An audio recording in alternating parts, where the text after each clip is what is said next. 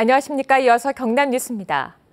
경남 지방은 내일 오전까지 5에서 10mm 사이에 비가 오는 가운데 내일 낮부터 점차 그치겠습니다. 내일 낮 최고 기온은 창원 19도, 진주 18도 등 오늘보다 조금 높겠습니다. 바다의 물결은 남해동부 모든 바다에 1에서 3m, 동해남부 모든 바다에 2에서 6m로 높게 일어 풍랑특보가 내려졌습니다. 창원 기상대는 거제시 동쪽 해안 등에 높은 파도가 방파제나 해안가를 넘을 수 있다며 안전사고에 주의할 것을 당부했습니다. 어제 열린 통영국제요트대회에서 요트 2척이 부딪혀 선수 1명이 숨졌습니다.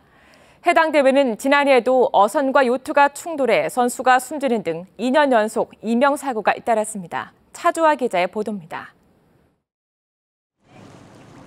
정박한 요트 수십 척 사이로 5톤급 요트가 왼쪽이 부서진 채 세워져 있습니다. 어제 오후 통영국제요트대회에 참가했다가 경기 중이던 다른 요트와 부딪힌 겁니다. 이 사고로 요트에 타고 있던 43살 신모 씨가 바다에 빠져 숨졌습니다. 작년에 이어서 사고가 두 번째 나누니까 또 계속 이런 대를 안 하지 않느냐. 그런 어스킨 목소리도 있죠. 경찰은 반환점을 돌아오던 또 다른 요트가 앞서가던 사고 요트를 뒤늦게 발견하면서 부딪혀 사고가 난 것으로 보고 있습니다.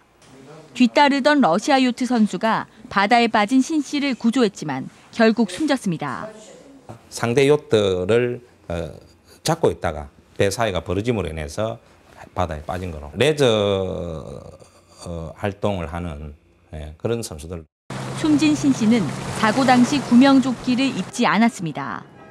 대회 규정에 구명조끼 착용이 의무화돼 있지 않기 때문인데 요트 선장에게 안전관리를 독려하는 게 전부입니다. 게다가 선장 외에는 요트 면허가 없어도 대회에 참가할 수 있는 점도 문제로 지적되고 있습니다.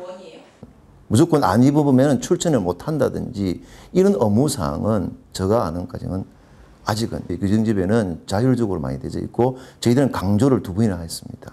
특히 지난해에도 참가 요트와 어선이 충돌해 선수 1명이 숨져 사고 예방과 안전 준비에 대한 우려의 목소리가 높았습니다. KBS 뉴스 차주아입니다. 승마는 집중력을 높이고 건강에 좋지만 비싼 가격 때문에 일반 사람이 즐기기엔 조금 힘든데요. 함안군의 자치단체가 직접 운영해 저렴하게 이용할 수 있는 공영 승마장이 생겼습니다. 김준원 기자의 보도입니다. 흑갈색 말 한 마리가 힘차게 내달립니다. 빠른 속도로 원을 그리더니 1.5m 높이의 장애물을 거침없이 뛰어넘습니다. 경남 첫 공영 승마장이 함안군에서 문을 열었습니다. 이제 일반 사람들도 뭘 접하기 힘든 스포츠잖아요. 그런 부분에서 여기 시설이 잘 돼 있으니까 사람들이 배우기는 좋은 것 같아요. 45억 원을 들여 축구장 20개 면적 위에 실외 승마장 4곳과 실내 승마장 2곳, 마방 45칸 등이 들어섰습니다. 이곳에는 마장 마술 경기를 위한 국제대회 규격의 승마장뿐만 아니라 일반인들이 직접 승마를 배울 수 있는 실내 마장 등 다양한 체험 공간이 마련돼 있습니다. 창원, 진주 등 주변 도시에서 자동차로 1시간이면 도착할 수 있고 함안군이 직접 운영하다 보니 사설 승마장에 비해 비용이 30%가량 저렴합니다. 체험 승마를 비롯해서 전문 승마 레지 문화 보급을 확대하고 아울러서 현재 운영 중인 경주마 휴양시설도 잘 운영을 해서 함안군은 유소년 승마 체험 교실을 확대하고 낙동강변 승마 코스를 개발해 공영 승마장을 가족 휴양지로도 활용할 계획입니다. KBS 뉴스 김준원입니다. 경상남도와 도교육청의 갈등이 증폭돼 화해의 실마리가 될 것으로 기대했던 도지사와 교육감의 회동이 불투명합니다. 홍준표 도지사는 지난달 15일 학교 급식 예산과 감사 문제 등을 논의하기 위해 수능 이후 만나자고 박종훈 교육감에게 제안해 양측이 실무 협의 등을 검토했습니다. 하지만 경상남도가 내년도 예산안에 누리과정 교육비를 세출 항목으로 편성하고 도교육청에는 지방교육재정 부담금에서 상기하겠다고 밝히자 도교육청이 반발하고 있습니다. 여기에 박종훈 교육감은 수능시험 이후 학교급식법 개정을 위한 100만인 서명운동을 펴겠다고 밝혀 양측의 갈등이 깊어지고 있습니다. 창원시가 마산해양신도시 사업계획 공모에서 용도구역 제한을 없앤 데 대해 시민단체들이 반발하고 있습니다. 창원 물생명시민연대 등 시민단체들이 내일 오후 대책회의를 갖고 창원시가 마산해양신도시 민간 시행자 공모 지침을 갑자기 변경한 데 대한 향후 대응 방안을 논의합니다.